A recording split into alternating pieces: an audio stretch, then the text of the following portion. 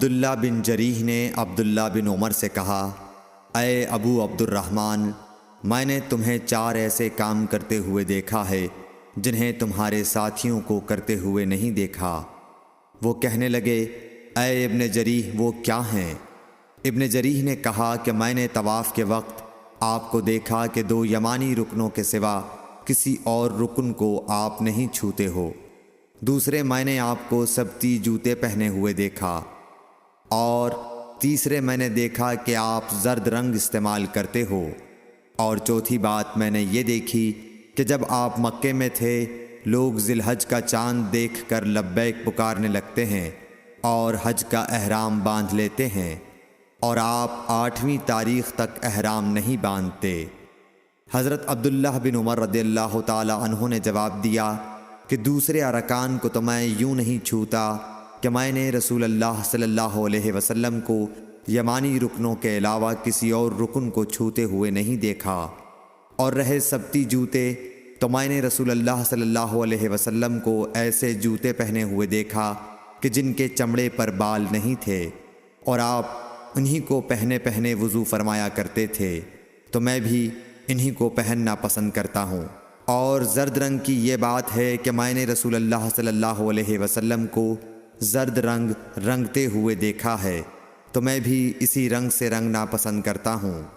اور احرام باندھنے کا معاملہ یہ ہے کہ میں نے رسول اللہ صلی اللہ علیہ وسلم کو اس وقت تک احرام باندھتے ہوئے نہیں دیکھا جب تک آپ کی اونٹنی آپ کو لے کر نہ چل پڑتی۔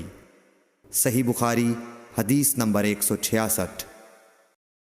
رسول اللہ صلی اللہ علیہ وسلم نے اپنی مرحومہ صاحبزادی حضرت زینب کو غسل دیتے وقت فرمایا تھا کہ غسل داہنی طرف سے دو اور اعضائے وضو سے غسل کی ابتدا کرو۔ صحیح بخاری حدیث نمبر 167۔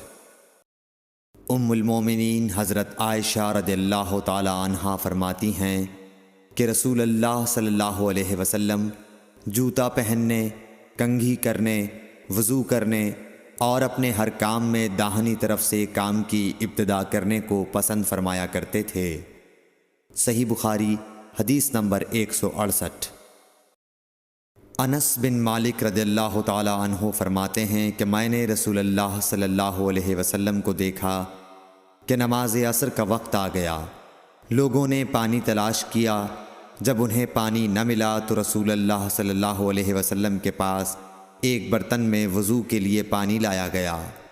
رسول اللہ صلی اللہ علیہ وسلم نے اس میں اپنا ہاتھ ڈال دیا اور لوگوں کو حکم دیا کہ اسی برتن سے وضو کریں۔